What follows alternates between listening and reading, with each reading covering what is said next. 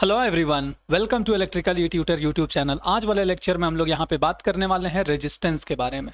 Resistance क्या होता है और रेजिस्टेंस में जब हम लोग लेंथ में चेंज करते हैं, पहले तो हम लोग ये देखने वाले हैं रेजिस्टेंस किस चीज़ पे डिपेंड करता है। फिर हम लोग देखेंगे जिस चीज़ पे वो डिपेंड करता है उसमें अगर कुछ चेंजेस करेंगे तो जो नया रेजिस्टेंस आएगा वो क्या होगा, वही आज वाले लेक्चर में हम लोग यहाँ पे देखने वाले हैं। ठीक है, तो हम लोग करते हैं लेक्चर को स्टार्ट।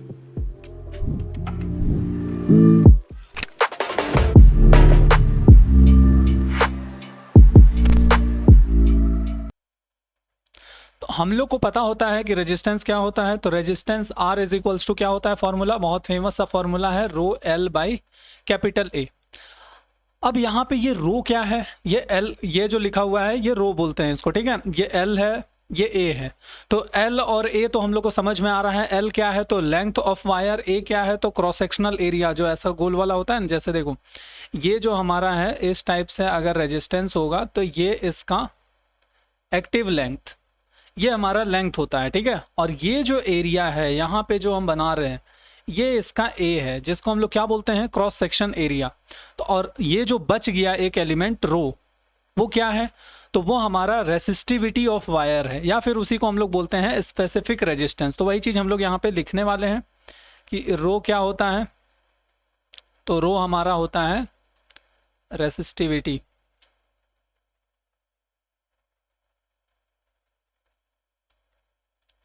रेसिस्टिविटी ऑफ वायर, या फिर इसी को हम लोग बोलते हैं क्या, स्पेसिफिक रेसिस्टेंस। ठीक है, उसी तरीके से एल क्या है तो लेंथ ऑफ वायर, ए क्या है तो ए हम लोग को समझना है, ए ये वाला क्रॉस सेक्शन एरिया है। ठीक है, जो हम लोग ये जो सर्कल दिखाई दे रहा है उसका एरिया है, उसी को हम लोग बोलते हैं cross sectional area, cross sectional area. ठीक है, अब ये तो हो गया हमारा रेजिस्टेंस का वैल्यू। अब हम लोग क्या करेंगे ना, इसमें सबसे पहले तो हम लोग रेजिस्टेंस बनाने के लिए कोई एक मटेरियल चूज़ करेंगे। मटेरियल चूज़ कर दिए मतलब उसका रेसिस्टिविटी फिक्स हो गया। अब उसी में हम लोग कुछ बदलाव करेंगे, लेंथ बदल देंगे तो क्या होगा, एरिया बदल देंगे तो क्या होगा, उसी को हम लोग यहाँ पे डिस्कस करते हैं कि लेंथ बदलने से क्या होता है, एरिया बदलने से क्या होता है। सेम वायर है उसको हम लोग स्ट्रेच कर देंगे तो रेजिस्टेंस में क्या बदलाव आएगा, वही चीज़ हम लोग यहाँ पे एक एक करके हम लोग देखने वाले हैं। ठीक है, सबसे पहले दो केस हम लोग लेंगे। सबसे पहला केस है जो हमारे पास वायर प्रेजेंट है, जैसे ये एक वायर है। ठीक है, इसको हम लोग इसी को पकड़ करके स्ट्रेच करेंगे, मतलब कोई नया मटेरियल ऐड नहीं करेंगे, जो हमारे पास प्रेजेंट है उसी को हम पकड़ करके बस स्ट्रेच कर रहे हैं। ठीक है, इसी को हम स्ट्रेच कर रहे हैं, मतलब लेंथ को बढ़ा रहे हैं, एरिया को घटा रहे हैं, इस टाइप से।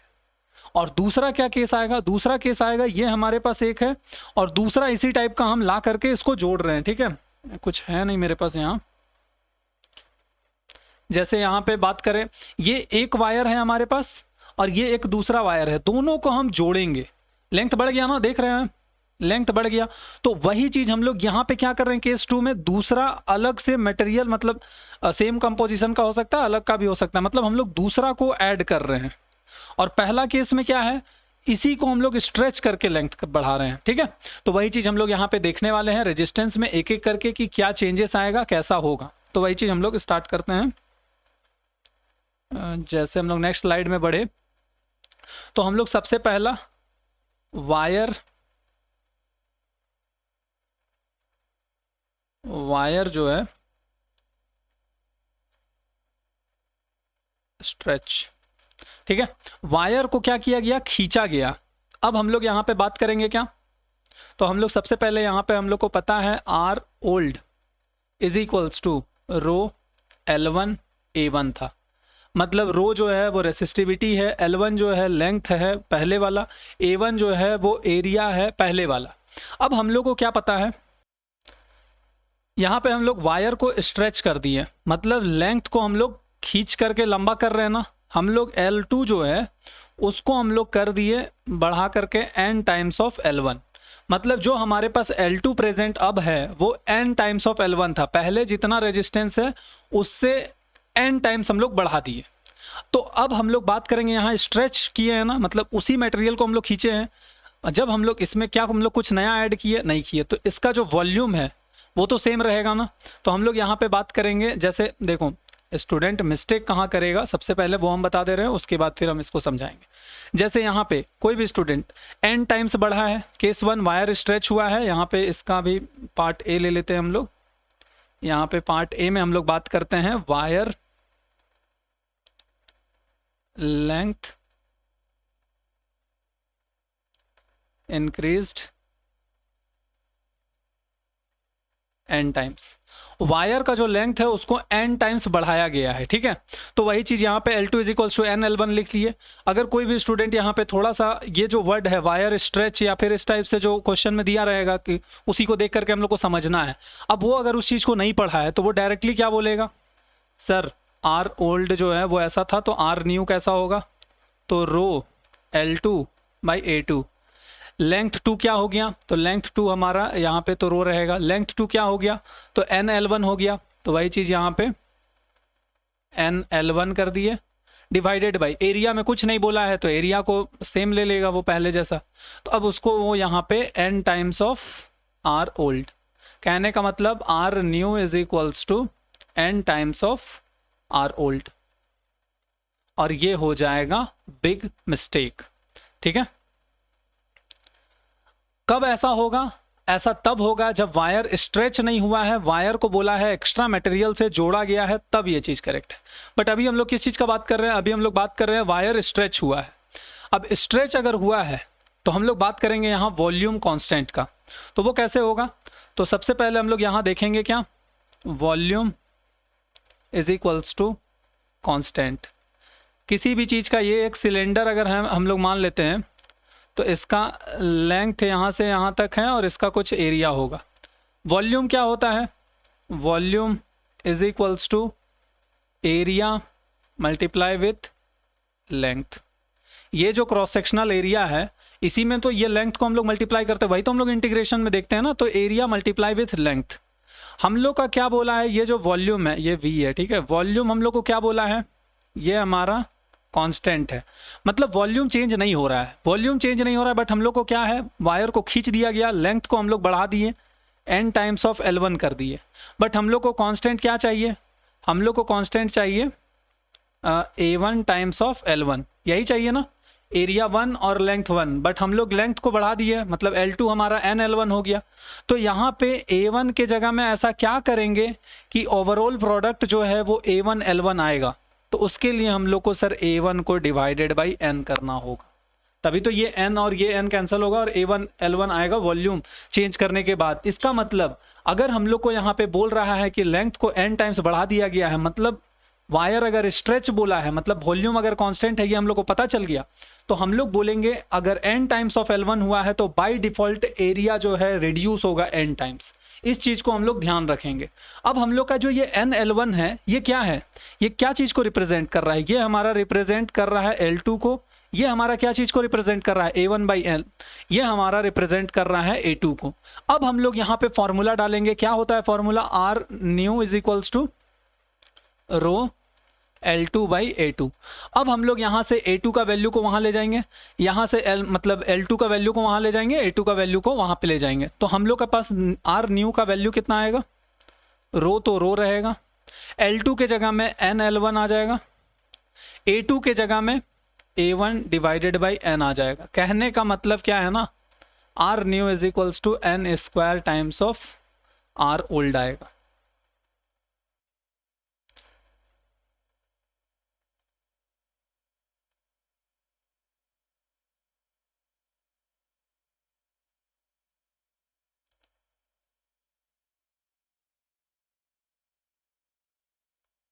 ये हम लोग को मिल जाएगा, R new is equals to n square times of R old, ठीक है। ये हम लोग कब किए, जब हमारा लेंथ इंक्रीज हुआ n टाइम्स से। अब हम लोग क्या करेंगे, एरिया को इंक्रीज करेंगे n टाइम्स सेकेंड वाले में, ठीक है। तो हम लोग यहाँ पे बात करते हैं सेकेंड वाले में, क्या है, एरिया इंक्रीज्ड n टाइम्स। कहने का मतलब क्या है ना, एरिया अगर n टाइम्स बढ़ रहा है मतलब हमारे पास आर ओल्ड का वैल्यू कितना है, R old is equals to rho times of L1 divided by A1, ये हमारे पास है, ठीक है।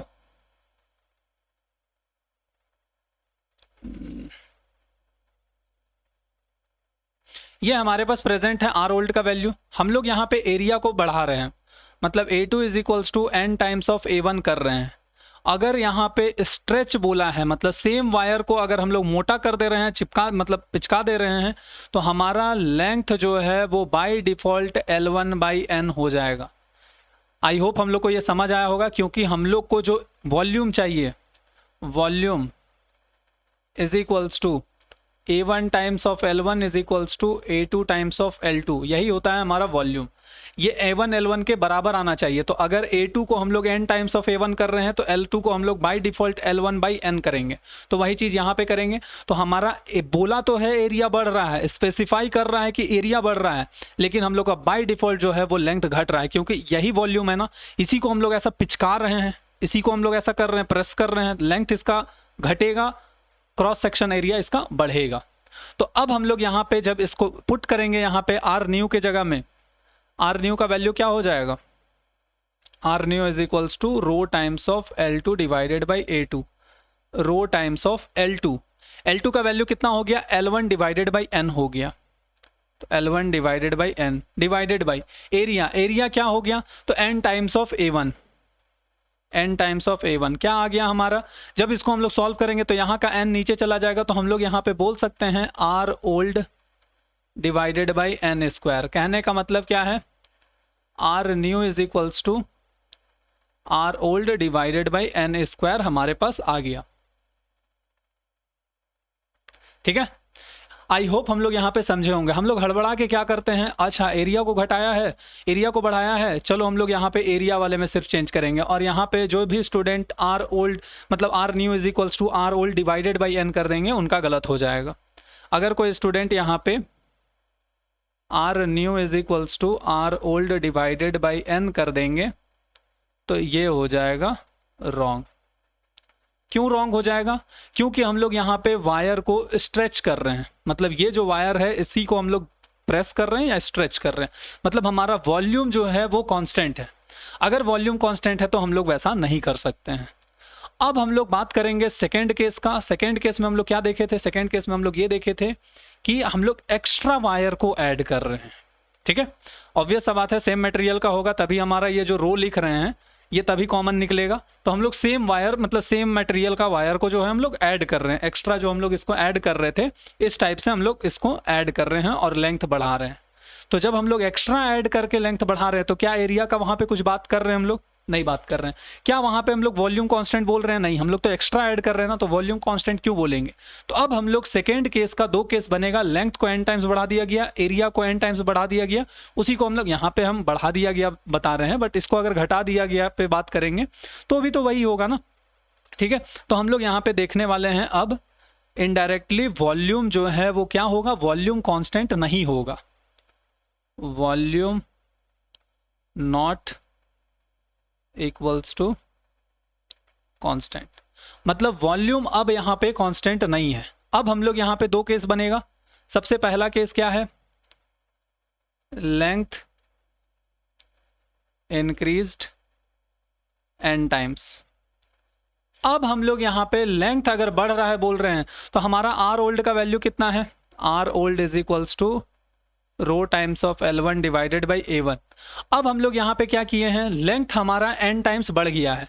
लेंथ अगर n टाइम्स बढ़ गया है तो क्या हम लोग एरिया पे बात कर रहे हैं, एरिया पे कोई बात नहीं होगा, मतलब जो एरिया पहले से है वही एरिया सेम रहेगा। तो हम लोग यहाँ पे L2 is equals to n L1 बोल रहे हैं और A2 is equals to A1 बोल रहे हैं।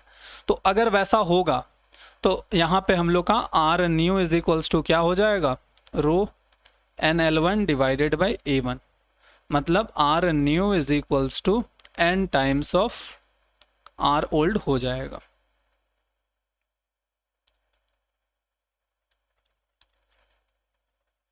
ठीक है, तो आई होप हम लोग यहाँ पे समझे होंगे। वॉल्यूम अगर कांस्टेंट नहीं है, मतलब वायर को, वो हमको क्वेश्चन रीड करने पे पता चलेगा कि वायर को स्ट्रेच करने बोला है या फिर एक्स्ट्रा मटेरियल मतलब एक्स्ट्रा वायर ऐड करने बोला है।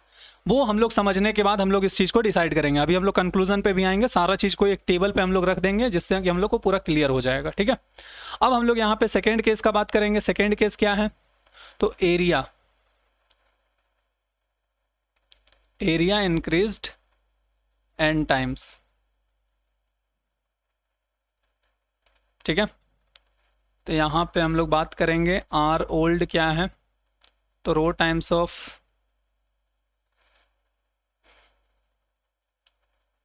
L1 divided by A1। हम लोग यहाँ पे क्या बोल रहे हैं, एरिया n टाइम्स इंक्रीज हो रहा है, मतलब हमारा A2 is equals to n times of A1 हो रहा है, जितना पहले था उसमें हम लोग n टाइम्स ऑफ A1 कर रहे हैं, और हमारा जो एरिया अभी है, मतलब जो लेंथ है वो जैसा पहले था उतना ही है, L2 is equals to L1। इस टाइप से हम लोग बात कर, उसी कंपोजिशन का एरिया को हम लोग बढ़ा दिए, लेंथ उतना ही लंबा लिए, ठीक है। तो तब क्या होगा हमारा R new is equals to rho times of L2 के जगह में L1 हो जाएगा, और A2 के जगह में n टाइम्स ऑफ A1 हो जाएगा। तब हम लोग को क्या मिलेगा, R new is equals to R old divided by n।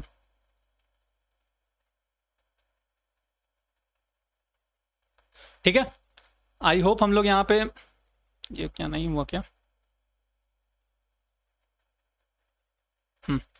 I hope हम लोग यहाँ पे समझे होंगे कि R new is equals to R old divided by n हो गया, R new is equals to n times of R old हो गया। कहने का मतलब लेंथ बढ़ा रहे हैं तो एन टाइम्स ऑफ रेजिस्टेंस का वैल्यू बढ़ रहा है, एरिया बढ़ा रहे हैं एन टाइम्स तो उतना टाइम्स घट रहा है, मतलब R new is equals to R old divided by n. ये कब हो रहा है, तो ये वॉल्यूम जब कांस्टेंट नहीं है तब हो रहा है। अगर वॉल्यूम कांस्टेंट होगा तब क्या होगा, तो वॉल्यूम कांस्टेंट होगा तो क्या होगा उसका हम लोग देखें। जैसे वॉल्यूम अगर कांस्टेंट होगा तो उसका हम लोग यहाँ पे बात किए कि अगर हम लोग यहाँ पे लेंथ को बढ़ा रहे हैं n टाइम्स तो रेजिस्टेंस बढ़ रहा है n स्क्वायर टाइम्स। उसी टाइप से अगर हम लोग यहाँ पे बात करेंगे एरिया को अगर हम लोग बढ़ा रहे हैं n टाइम्स तो एरिया मतलब जो नया रेजिस्टेंस है उसका वैल्यू घट रहा है, मतलब R old divided by n square आ रहा है। इसी चीज़ को हम लोग कंक्लूजन में एक टेबल में फॉर्मुलेट करते हैं और हम लोग वहाँ पर देखते हैं कि रेजिस्टेंस बढ़ाने से रेजिस्टेंस घटाने से क्या चेंजेस हुआ। ठीक है, तो यहाँ पे एक कंक्लूजन का टेबल है, यहाँ पे हम लोग देखने वाले हैं जो भी हम लोग अभी तक डिस्कस किए हैं उसका एक निष्कर्ष है जो कि 2 मिनट में हम लोग यहाँ पे देख लेंगे। ये एक बहुत इंपॉर्टेंट कंसेप्ट है competitive exam point of view के लिए। ठीक है, कंक्लूजन क्या है, तो हम लोग यहाँ पे रेजिस्टेंस चेंज कर रहे हैं। कहने का मतलब क्या है, पहले कुछ रेजिस्टेंस था उसमें सेम मटेरियल को अगर हम लोग स्ट्रेच कर रहे हैं या फिर उसको हम लोग कंप्रेस कर रहे हैं तो वॉल्यूम जो है वो कांस्टेंट होगा। अगर हम लोग जो वायर है उसमें सेम कंपोजिशन का अगर हम लोग नया मटेरियल ऐड करते हैं तो फिर हम लोग वॉल्यूम कांस्टेंट नहीं बोलेंगे, volume not is equals to constant. कहने का मतलब वॉल्यूम चेंज हो रहा है। अब हमारे पास दो केस है, या तो हम लोग का लेंथ चेंज होगा n टाइम्स, मतलब L2 is equals to L मतलब NL1 हो गया, area A2 is equals to n times of A1 हो गया। बढ़ भी सकता है घट भी सकता है, वो डिपेंड करेगा कि वैल्यू n ग्रेटर देन 1 है मतलब बढ़ रहा है लेंथ, अगर n का वैल्यू लेस देन 1 है मतलब यहाँ पे वैल्यू मतलब लेंथ का वैल्यू घट रहा है। तो वो चीज़ पे हम लोग बात नहीं करेंगे, हम लोग बात करेंगे लेंथ बदल रहा है और एरिया बदल रहा है।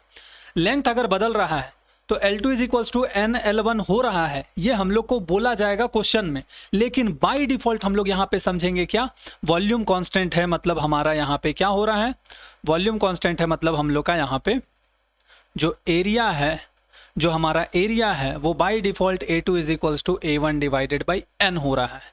ये हम लोग को क्वेश्चन में नहीं बोलेगा, हम लोग को क्वेश्चन में सिर्फ इस चीज़ पे फोकस करेगा। हम लोग क्या करेंगे, इस चीज़ को देखने के बाद अगर वॉल्यूम कांस्टेंट समझ में आया तो हम लोग को इस चीज़ को दिमाग में आना चाहिए और हमारा R new is equals to n square times of R old होगा।